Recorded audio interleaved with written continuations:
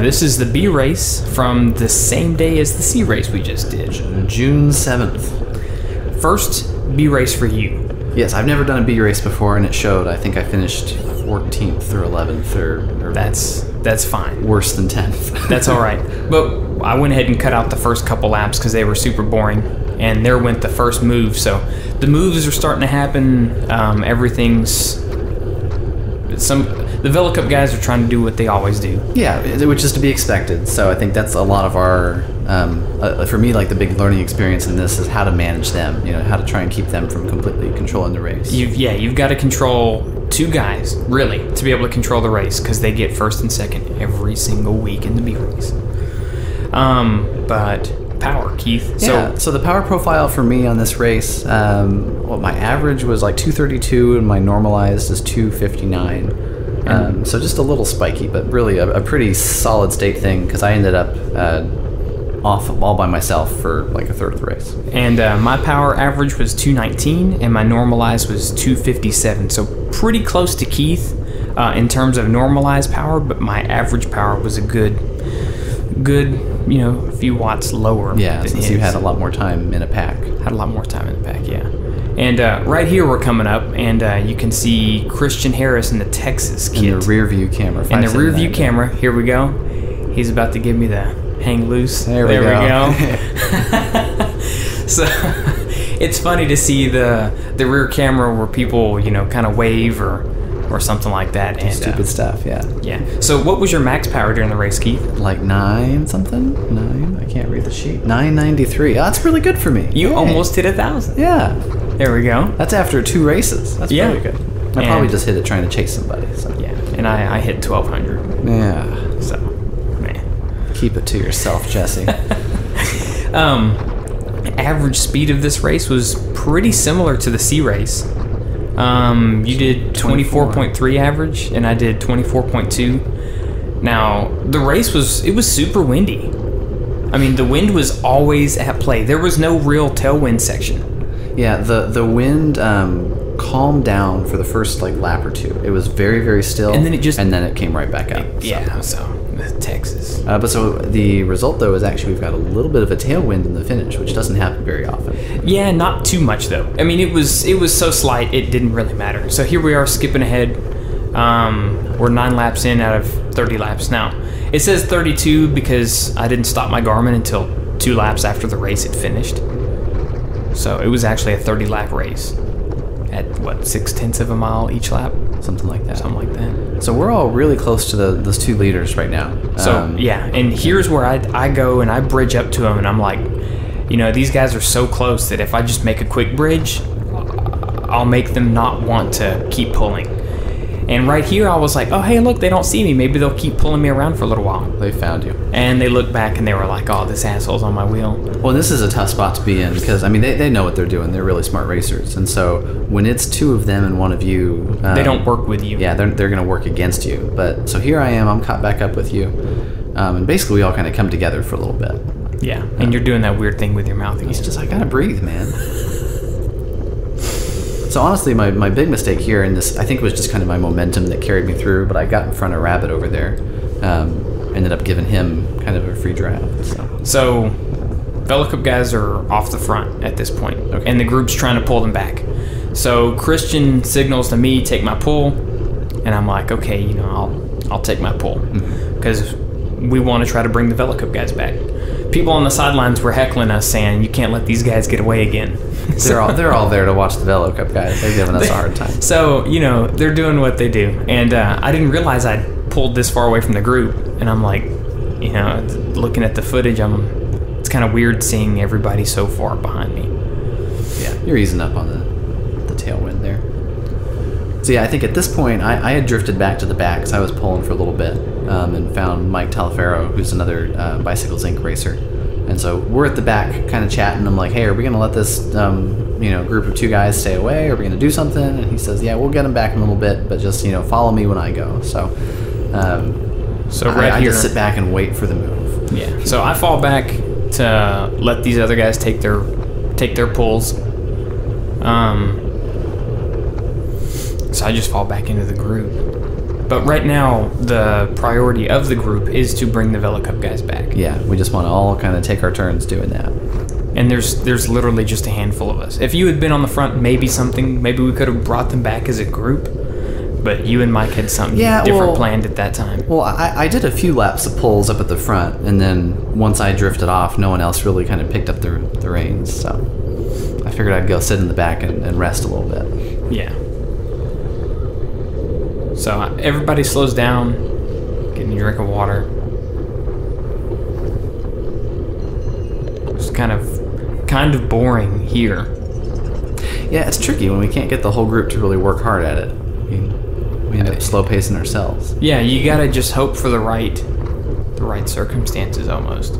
And we're getting pretty close to where you and Mike rolled your momentum. Yeah, so I think, Mike is back there. So, he's reading the race a lot better than I am, and I think sees this slowdown as an opportunity to move up. Yeah. And so if you look in the rear view camera, you can on the right-hand side of the riders, Mike and I are going to... Yo, there you go. So there's Mike, and I'm right on his wheel. And y'all literally fly past the group. And so I think Mike's hope here was actually to take a few of the riders with us, because we literally went from the last wheel of the pack all the way off the front, and not a single wheel followed us. And so we get up about here, I think, right as we finish the turn for the finish line. Mike falls back. He kind of runs out of juice. And we had kind of a bobbled handoff, because I wasn't really sure how long he was going to last, because I've never raced with him before. And wasn't sure what the plan was, but at this point, I'm far enough away from the rest of the pack where it's I guess I'm just going to keep it going. And there goes Dylan Marvin from Team Elevate taking a pull. Catch, yeah, he's trying to bring y'all back. And I figure if he's going to go, I'm going to be on his wheel. But so at this point, then I'm literally halfway between the pack and the two Velo Cup guys, and I have the hard decision to make to just, I guess, stay on a solo breakaway. So that's me for basically the rest of the race. So you're by myself, hurt. You're up ahead all by yourself. Christian Harris had been pulling for a lap already, and I'm just sitting on his wheel because I'm not going to bring you back. And Dylan Marvin, you can see him in the rearview camera yelling at me. He's saying, take your pull, guy with the green bike, take your damn pull. And I'm just sitting there going, I'm not going to take my pull and bring my teammate up. You've got no responsibility to do the work. And so, as frustrating as that is for other people, that's just the way it works. And you see him watch. There's a gap that opens up. He shakes his head and he's like, shit, I might as well take the pull. So, he's cursing at you, man. So he flies around the front. He's like, okay, time to pull. And here we go. His other teammate from Elevate comes around us.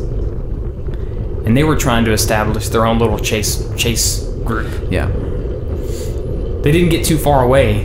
Gap opens up between Christian and the chase group, and I knew I had to close it down. Because if it was 3 versus you... I'm dead, yeah. You were gone. But yeah, if you can get a second wheel for our team up there, then we've got something we can do. Yeah, so there's Michael Zaharis and Dylan Marvin in front of me. And Michael Zaharis had gotten second in the C race. And funny thing happened between the C race and the B race. He ended up popping his tube 2 minutes before the B race started. Just a total pinch flat. Yeah. So I bridge up to Michael and I'm like, hey Mike, you want to bring my teammate back? And he's like, sure. And I told him just hold on to my wheel. I was hoping to bring just Michael up to you, so that we could have a little 3-man break and give you some time to rest, because we've only got 7 laps left. Yeah, we're running out of time, and so it's if you can catch me early enough, that gives me a few laps to recover so that I'm not a completely useless person in the last lap or two. Yeah, because I knew you would get brought back eventually if you had stayed out on your own. I was running out of juice, so I was slowly coming back. And so here goes Mike. He's gonna take his pull. He's tired. I mean, I could tell by his body language that he was tired. Yeah, his hips are moving around a lot. He's real tired. And I was tired too, but I knew that I had to bring you back to give you enough time to rest, or else you would just get brought back and just smoked. I think if you weren't working on this, what you're doing right now, I probably would have gotten brought back in 2 laps to go or less. Yeah. And that's the worst case scenario for me, at least. So one of the third Velo Cup guy is right with me and Michael. And you can see there's Keith right there. So you're literally... Yeah, I looked over my shoulder at this point, and I see you on the front. I'm like, what the heck is Jesse doing? Why is he working to pull me back? But, I had my own reason. Yeah, now I know. But at the time, I was like, what? But, So I think at this point, I'm kind of letting up a little bit, because I don't want to work against you, to make it harder for you to catch me, so... But yeah, that was my whole reasoning, was to catch you to give you a break. Yeah, so now, And there's Jeffrey Burnett. So where the hell did he come from? 1, 2, 3, 4 of us here, and there's a decent gap. So this tell you to hop in there, even though I knew you were tired. It's kind of mean. I'm sorry. That's the second time that happened to me today. People think they're doing me favors and saying, hop in. I'm like, you realize that hurts, right? But so we've actually got a pretty decent gap. I think we do have a decent gap. If we could have managed to talk to each other a little better and work this up, we could have had a nice, at least a smaller finishing field. We could have had a smaller break. But I think no one communicated to Jeffrey, who's on the front right now in the RBM kit. He's taking it super easy. And then this guy... You think he's slowing it up for Mike in the back? Or? I don't know. He might be. But Jeffrey's been out at a couple races that we've been in. Mm-hmm. And he's always strong. He's a big, tall dude. It makes me think he's trying to, shut down the brake a little bit, which has just happened here. So, here comes the pack. So you can see Paul right behind me. Dylan Marvin, Michael Zaharis, and then Mike Talaferro. With the visor on his helmet. The Ultra Aero. The Ultra Aero helmet. The air attack. So you get away. You and the third Velo-Cup guy or whatever get away. And Michael Zaharis doesn't want any of that. So he's bringing y'all back, and I decide I got to stay on his wheel if something's gonna happen. I can't leave. Yeah, try and keep it from being a solo thing again. Well, yeah, to try to keep it from being 2-on-1. Because it's going to be 2 other guys against you. And I know Michael Zaharis can probably beat you in a sprint. Who couldn't beat me in a sprint? Really, pretty much anybody. And this, what is it, the J Crown or Velo-Cup or whatever he is, he's a Cat 3, I think he's a Cat 3. So Michael Zaharis kind of dies off. So I get in front of him, and I thought about bridging up to you. But then I was like, whatever. Yeah, this is another tough one. I don't know. I didn't know what to do at this point. I don't know how I got away. I'm pretty sure I wasn't doing this on purpose. This was probably just a case of me doing my, natural tempo and creating gaps by accident, which is usually what happens, is I just create gaps by accident. I didn't know what to do. I didn't know, okay, am I going to bring you back again? Or am I going to try and give you a chance to maybe beat one other person? Yeah. I think, the MO for this race is we were still trying to work for you and trying to get you a good result. And I think at this point... But I'd already gotten a win that day, so I was thinking to myself, I know, with how I was feeling at the time that I got caught from my main time alone, You were feeling I pretty much knew this was not the day for me. I'd burned most of my matches, and so I still had some juice left, but not enough for a win. Yeah. But we're still very far away. So I don't know, there's kind of this cat and mouse game continues of me... trying not to not work hard. Yeah. I don't want to take it too easy, but I don't want to just try and give it everything.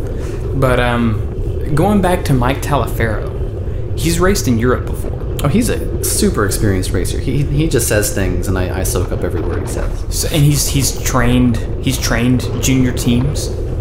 He's done all kinds of stuff. Yeah, he was kind of our little mini coach for this race. And something he does at the end is he's trying to lead me out at the end.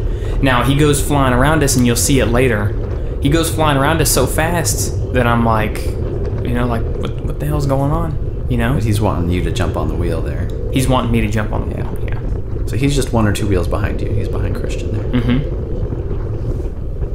And Mike's watching the race, so he probably knows more about the race than we do. And we're about to come into the last 2 laps. And you're not getting any further away. We're actually closing down on you. And this is where, I'm probably just trying to recuperate a little bit and let the catch happen. So I'm taking my little arrow pull. Not really going too fast. But I can see you, and I'm gaining on you.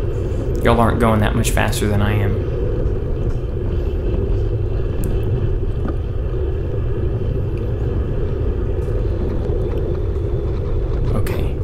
So now we're in the last 2 laps. Now it's showtime. Now it's showtime. So I think I tell you that I'm right behind you, or you look back and you see I'm me. gonna look back behind you. I think he must have called out to me or something.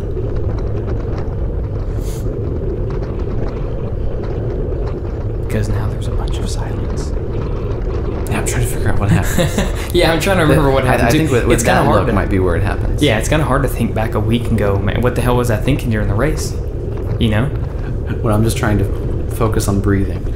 So we're lapping this guy right here. Oh, is he lapped? Yeah, he's lapped. I think he did his job. Or he was just tired.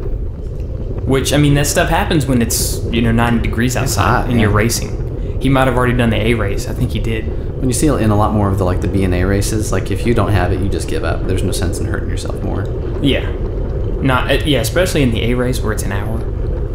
Or the B race where it's 40 minutes, 30 laps. I mean, you can only do so much. So right here, I remember telling you, I was like, just bury it, Keith. Because I'm second wheel from the front, it's last lap, and you were like, okay. Yeah, and at this point, yeah, here comes the real turn.